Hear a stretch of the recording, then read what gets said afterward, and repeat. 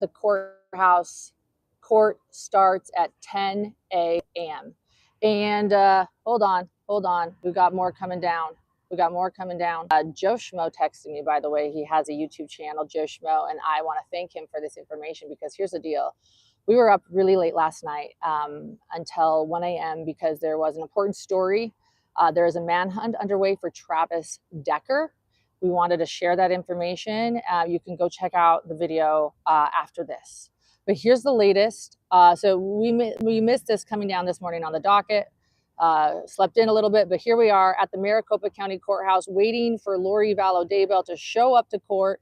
And this is a big day because there's a question in the air. Will trial be delayed, or will the judge deem her just fine physically to stand trial right now and to question those potential jurors that have been waiting for nearly a week to be questioned to find out if they're even on this jury pool or to be seated in this jury. They are on the jury pool, but will they actually be jurors?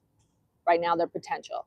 She has put a lot of people out. She has been wheeled in a wheelchair. She has claimed that she's going to throw up on a television. She has invited Judge Boreski to her cell, which he has said he'll take a pass on. And she has cried and also seems to have spoken a odd accent that many have pointed out. So today is a big day. Will she not show up? And will we be going forward to get justice for Brandon Boudreaux and his family, who has been waiting for 6 years? You never know with Lori Vallow Daybell. So here is the order from the court. I think I can confidently say that little Lori Daybell is going to show up to court today. And here's why. Let me read to you this order from Judge Boreski. Thank you to Joe Schmo for pointing this out. Again, we were a little behind after a very late night covering another very important story. So thank you to this community of creators who keeps us all apprised. It really is a neat true crime community. So it is ordered authorizing the Maricopa County Sheriff's Office to transport the defendant to court using any means necessary to include force to secure the attendance of the defendant for his or her trial on 6/2/2025. That's today. The trial starts at that day and at 10:30 a.m. before the Honorable Judge Boreski, courtroom 5D, South Court Tower. It would be beneficial to the parties and the court to have some objective measures of the extent of the defendant's illness. The court requests Maricopa County Sheriff's Office that direct qualified medical personnel to assess the defendant within the next 24 hours. The court is not requiring Maricopa County Sheriff's Office to divulge any HIPAA-protected information. However, Ms. Daybell may be required to produce some form of objective information if she is seeking any continuance beyond Wednesday, June 4th. That's today. Forgive my mistake. That's what I meant. June 4th, 2025. It is ordered waiving any copay to the extent that there may be a copay from the defendant required. So in other words, Lori, we won't make you pay for your medical assessment and all that information, but it's ordered. So in other words, that came down June 2nd. Let me correct myself. On Monday, we were all sent out of the courtroom, not able to believe what just happened. That I just realized that, oh, this is on my purse. Okay, I'll put this back on. I saw the microphone getting hit by my purse, and I thought, I saw the microphone getting hit by my purse. I thought, oh, I should take my purse off. And I realized it's connected to my purse. It was smart when I did it. So on June 2nd, this is what the judge ordered. We didn't know this. We've all been left wondering. We had yesterday, June 3rd, and now here we are, June 4th. It came down this morning. It has been ordered. And so let me read this one more time. Let me read this one more time to you here. Just a second. It is ordered. This is what has been ordered. That the defendant by any means necessary to include force, including force, to secure the attendance of the defendant for his or her trial on 6/2/2025. That's when it was ordered. So right after. Guys, sorry about this microphone. I took it off, and by any means necessary, including force.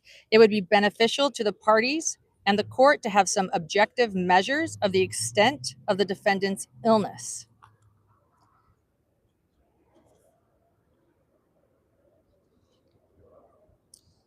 Sorry, guys, I lost it. I'm reading from something and a pop-up happened. It would be beneficial to the parties that the court have some objective measures to the extent of the defendant's illness. In other words, let's find out what the defendant's illness is. We got to know. The court requests the Maricopa County Sheriff's Office direct qualified medical personnel to assess the defendant within the next 24 hours. That was on June 2nd. It's June 4th. So, in other words, she's been assessed and she will be here whether she wants to or not by force. And the court is not requiring Maricopa County Sheriff's Office to divulge any HIPAA protected information.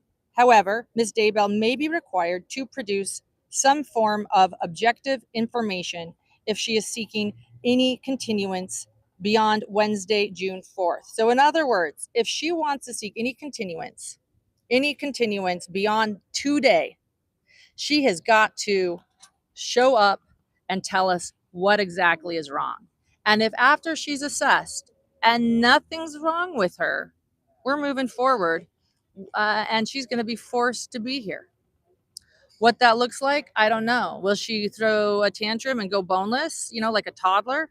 It means go limp, I don't know.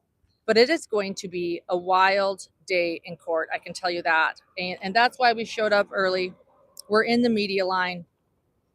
So I should be absolutely getting into court, being in the media line, first in line. And yeah, I think we can all safely assume that likely opening statements will be happening today, and we will be live streaming those opening statements. Troublemaker Baker has been creating some new trial emojis. Guys, I've seen them. They're pretty good, and although we might need a couple more, we might need, I don't know, what do we need now? A wheelchair? I don't know. What do you guys think? Do you think she'll show up in a wheelchair?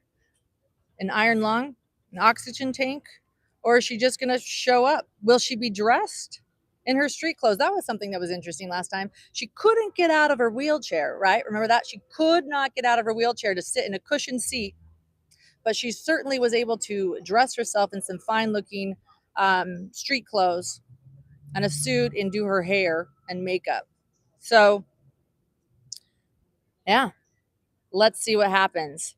I also am going to be really curious about what they found out. Again, we might not know because of HIPAA, but I think we're going to find out if she's not sick. I'm sure that they've done a flu test or a COVID test or taken her temperature. Did you guys note that when they asked if she had a fever, she was like, maybe a fever, maybe. She couldn't get out of her wheelchair. She was crying. She was about to throw up on the TV. She was holding a mask and a barf bag. But, the fever was maybe not. Take your pick. Force, though. She will be forced to attend. Judge Boreski wrote that right after she left the courtroom and the potential jurors left the courtroom. Clearly that came down that same day, June 2nd. It's now June 4th. It's come down this morning in the docket.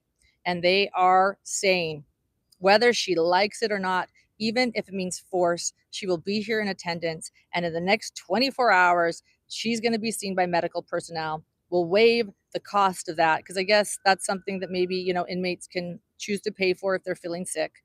Nope. Don't worry. We got this one, Lori. It's on us. It's on the state. Don't worry about it. We'll find out if you're sick or not. You just rest and feel better. We'll take care of the rest. And we'll make sure that you're in court. Yeah, I hope that the citrus helped. I was corrected after I said that she that she said she wasn't keeping citrus down. I was corrected by many people, including the one and only Nancy Joe, who we were able to hang out with last night. And she did not say I can keep citrus down. She said citrus is the only thing that she's able to keep down, along with broth, which everybody's pointing out. Citrus would be the last thing you'd be able to keep down if you're truly throwing up and have a stomach bug. But other people also pointed out you throw up sometimes with COVID. Okay, so let's find out if she has COVID. The good thing about COVID is it's a test. We'll be able to know, does she or does she not have COVID, right? Yeah. Yeah. So forgive my corrections. You guys are always so great pointing out, no, Lauren, this is what really happened. This is a community effort, including Joe Schmo, who said, by the way, FYI, the docket, check it out after a really late night reporting on another case. And let's go back to that other case right now. We put up a video in the middle of the night. We just felt it was really, really important. It's a very upsetting case. 3 young girls have lost their lives, and there's a manhunt underway for their father, Travis Decker. So you can go over and watch that video. It's brief. It's 20 minutes. It's what we know so far. It's everything that we know right now. More is coming out, but we hope that that also brings people awareness to this case out of Washington. So he's allegedly armed and dangerous as well. It is a very heartbreaking case. So yeah, so we're here though, bright and early. Thank you to Lori for a day where we could sleep in, but no longer. We're here.